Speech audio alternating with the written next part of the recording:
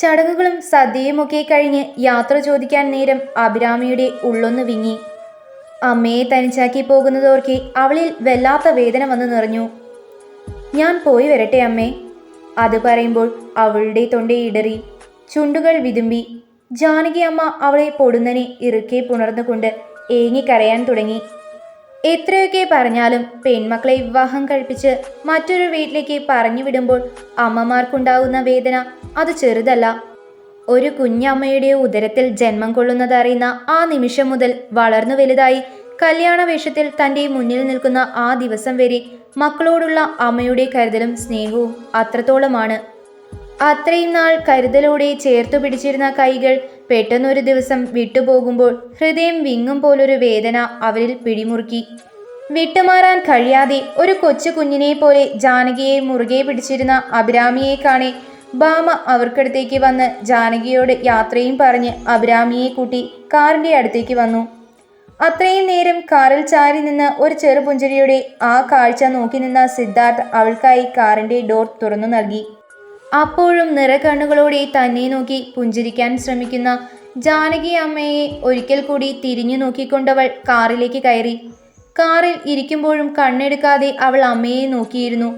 അമ്മയെ പിരിഞ്ഞൊരു ദിവസം പോലും മാറി നിന്നിട്ടില്ല ഇതുവരെ. എന്നാലിപ്പോൾ ആ വീട്ടിൽ അമ്മ തനിച്ചായി പോകുമോ എന്ന ഭയമായിരുന്നു അവളിൽ.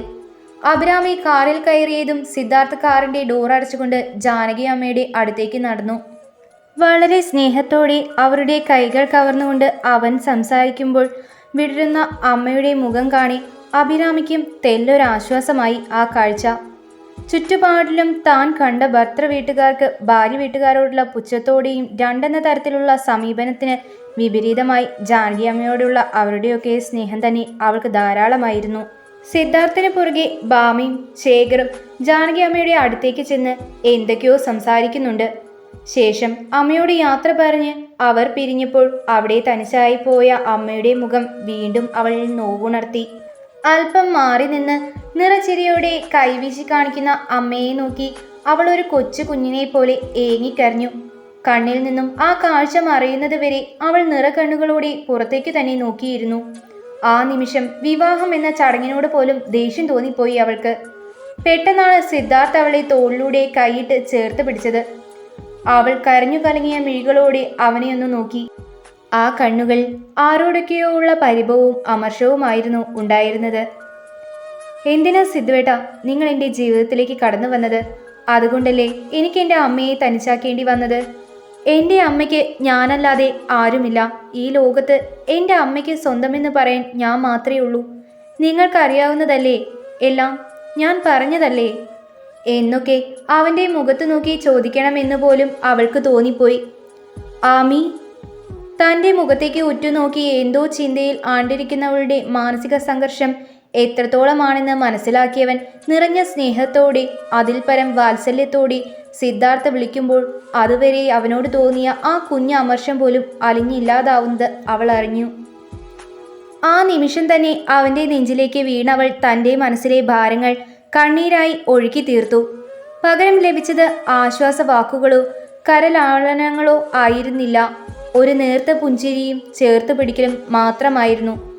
സിദ്ധാർത്ഥിൻ്റെ കാർ ഒരു വലിയ വീടിന് മുന്നിൽ നിന്നതും അവൾ പതിയെ അവനിൽ നിന്നും അടർന്നു മാറി ചുറ്റുമൊന്ന് കണ്ണോടിച്ചു. നിറയെ ആളുകൾ അവരുടെ വരവും പ്രതീക്ഷിച്ചെന്ന പോലെ ആ കാറിലേക്ക് തന്നെ നോക്കി നിൽപ്പുണ്ട്. അവൾക്ക് ആകെ ഒരു വല്ലായ്മ തോന്നി. ഒറ്റ നോട്ടത്തിൽ തന്നെ എല്ലാവരും വലിയ വലിയ ആളുകളാണെന്ന് അഭിരാമിക്ക് മനസ്സിലായി. എന്തോ അവർക്കിടയിലേക്ക് ഇറങ്ങിച്ചെല്ലാൻ തെല്ലൊരു ബുദ്ധിമുട്ട് പോലെ തോന്നി അവൾക്ക്. അതുവരെ അവളെ മാത്രം ശ്രദ്ധിച്ചുകൊണ്ടിരുന്ന സിദ്ധാർത്ഥിന് അവിടെ കൂടി നിന്നവരെ കണ്ടപ്പോൾ അവളിലുണ്ടായ ഭാവമാറ്റം എന്തുകൊണ്ടാണെന്ന് വ്യക്തമായി തന്നെ മനസ്സിലായിരുന്നു. ഇറങ്ങ്. അവൾക്ക് വേണ്ടി ഡോർ തുറന്നു കൊടുത്തുകൊണ്ട് അവൻ പറയുമ്പോൾ ചെറിയ നെഞ്ചിടിപ്പോടെ അവൾ പുറത്തേക്കിറങ്ങി. അവളുടെ കയ്യിൽ മുറുകെ പിടിച്ചുകൊണ്ട് ഒന്ന് രണ്ടടി മുന്നോട്ട് വെച്ചപ്പോഴേക്കും അമ്മായിമാരും മറ്റും സ്വീകരിച്ച് അകത്തേക്ക് കയറ്റാനായി ചുറ്റും വന്നു പൊതിഞ്ഞു. എല്ലാവരുടെയും മുഖത്ത് നിറഞ്ഞ പുഞ്ചിരിയാണ്. എന്നാൽ ചിലരൊക്കെ മുൻപന്തിയിൽ വന്നു നിന്ന് മുഖത്ത് യാതൊരു ഭാവമാറ്റവുമില്ലാതെ അടിമുടി അളക്കുന്നുണ്ട്. അത് കാണെ ചെറിയൊരു വല്ലായ്മ തോന്നി. എങ്കിലും അതൊന്നും മുഖത്ത് പ്രകടിപ്പിക്കാതെ ഒരു ചെറു പുഞ്ചിരിയോടെ സിദ്ധുവിനൊപ്പം നിന്നു അവൾ. ചെറിയ ചെറിയ തർക്കങ്ങൾക്കൊടുവിൽ ചടങ്ങുകളൊക്കെ കഴിഞ്ഞ് സിദ്ധുവിൻ്റെ അമ്മ നൽകിയ നിലവിളക്കുമായി ആ വലിയ വീട്ടിലേക്ക് വലതു കാലെടുത്തു വെച്ച് കയറുമ്പോൾ ഇതുവരെ തോന്നാത്തൊരു അപരിചിതത്വം തോന്നി തുടങ്ങി അവൾക്ക്. പെണ്ണ് കാണൽ ചടങ്ങിന് ശേഷം 1-2 തവണ ഈ വീട്ടിലേക്ക് വന്നിട്ടുണ്ട്. അന്നെല്ലാം തോന്നാത്ത ഒരു തരം വികാരം. കൊച്ചു കുഞ്ഞിനെയും ആദ്യമായി സ്കൂളിൽ കൊണ്ടാക്കി അമ്മയും അച്ഛനും തിരിച്ചു പോകുമ്പോൾ അത്രയും കുട്ടികൾക്കിടയിലും ആ കുഞ്ഞനുഭവിക്കുന്ന ഒരു തരം മനോവിഷമം പോലെയായിരുന്നു സിദ്ധുവിൻ്റെ വീട്ടിലെ ആദ്യത്തെ കുറച്ച് മണിക്കൂറുകൾ. എന്നാൽ അമ്മായിമാരുടെയും മറ്റും സ്നേഹത്തോടെയുള്ള സമീപനം അവൾക്ക് ഒരു ആശ്വാസമേകി. സിദ്ധുവിൻ്റെ അമ്മ ഒരു കോളേജ് ടീച്ചറാണ്. അതുപോലെ തന്നെ അവരുടെ കുടുംബക്കാരും ഭൂരിപക്ഷം ടീച്ചേഴ്സ് തന്നെയായിരുന്നു. വളരെ കുറച്ച് സ്ത്രീകൾ മാത്രമായിരുന്നു മറ്റു ജോലികൾ ചെയ്തിരുന്നത്. അതുകൊണ്ട് തന്നെ സംസാരത്തിനിടയിൽ കൂടുതൽ പ്രൊഫഷനെ പറ്റിയായതുകൊണ്ട് അഭിരാമിക്ക് മടുപ്പൊന്നും തോന്നിയില്ല. ആ, മോൾ എല്ലാവരെയും പരിചയപ്പെട്ടോ? ഞാൻ ഇവരെയൊക്കെ ഒന്ന് പരിചയപ്പെടുത്താമെന്ന് കരുതി വന്നതാ. തങ്ങൾക്കിടയിലേക്ക് ഒരു പുഞ്ചിരിയോടെ കടന്നു വന്നുകൊണ്ട് ഭാമ പറയുമ്പോൾ അവൾ വെറുതെ ഒന്ന് പുഞ്ചിരിച്ചതേയുള്ളൂ. ശേഖരേട്ടൻ്റെ വീട്ടിൽ നിന്നും ആരും വന്നില്ലേ ഭാമേ? അവരൊക്കെ വൈകിട്ടത്തെ ഫംഗ്ഷനെ എത്തൂ. എന്തിനു പറയുന്നു? ഇവിടെ ഇല്ലേ ഒന്ന്? സ്വന്തം ഏട്ടൻ്റെ കല്യാണത്തിന് പോലും വരാൻ പറ്റാത്ത തിരക്കല്ലേ.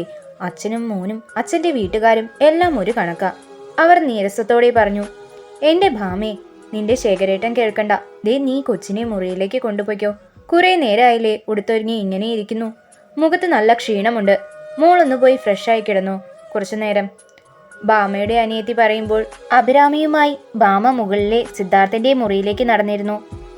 മോളെ, ഉടുത്തു മാറാനുള്ളതൊക്കെ അവൻ്റെ കബോർഡിലുണ്ട്, അവർ പറഞ്ഞപ്പോൾ ഒരു പുഞ്ചിരിയോടെ അവൾ തലയാട്ടി. ആ പിന്നെ, വൈകിട്ടത്തെ ഫംഗ്ഷന് വേണ്ടി മോളെ ഒരുക്കാൻ ബ്യൂട്ടീഷ്യൻ വരും കുറച്ച് കഴിയുമ്പോൾ.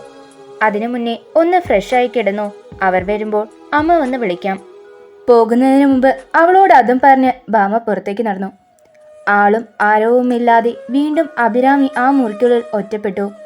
അവൾ ആ വലിയ റൂം ഒന്നാകെ കണ്ണോടിച്ചുകൊണ്ട് ആ ബെഡിലേക്ക് ഇരുന്നു. കുറച്ചു കഴിഞ്ഞതും അമ്മയുടെ ഓർമ്മകൾ മനസ്സിലേക്ക് വന്നതും മനസ്സിൽ വല്ലാത്തൊരു വിങ്ങൽ അനുഭവപ്പെട്ടു. ഒന്ന് വിളിക്കാനാണെങ്കിൽ കയ്യിൽ ഫോണ് പോലുമില്ല. എല്ലാം വീട്ടിൽ വെച്ചിട്ടാണ് വന്നത്.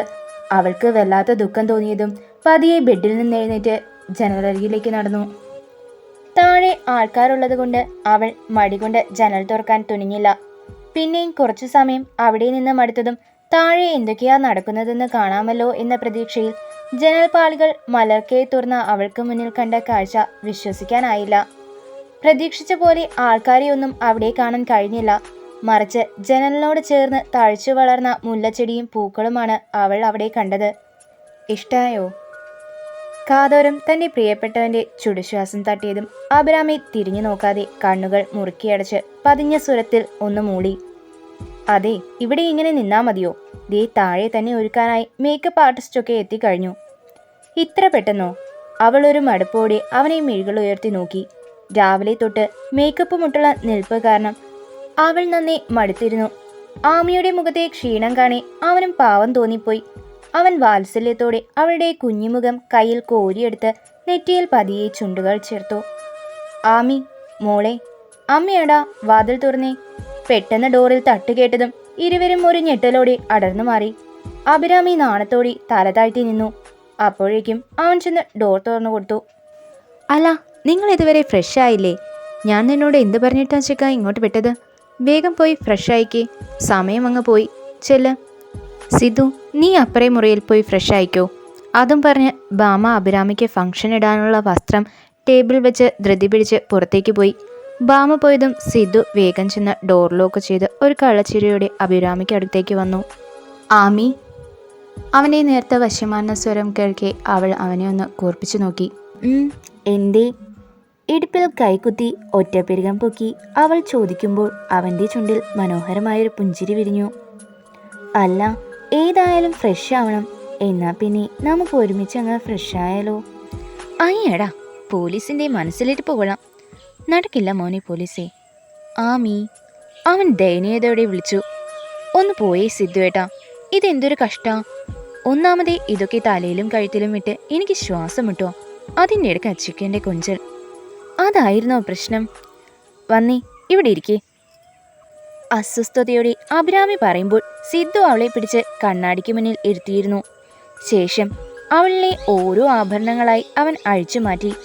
ശ്രദ്ധയോടെ മുടിയിലെ ഹെയർ പിൻ എടുത്ത് മാറ്റുന്ന സിദ്ധുവിൻ്റെ എക്സ്പ്രഷൻസ് കണ്ണാടിയിലൂടെ കാണി ഇടയ്ക്കെല്ലാം അവൾ അറിയാതെ ചിരിച്ചുപോയി. അരയ്ക്ക് താഴെ വരെ ഇടതോർന്ന് കിടക്കുന്ന അവളുടെ ഇളം ചെമ്പൻ മുടിയിലൂടെ സിദ്ധാർത്ഥ് കൗതുകത്തോടെ വിരൽ പായിച്ചു.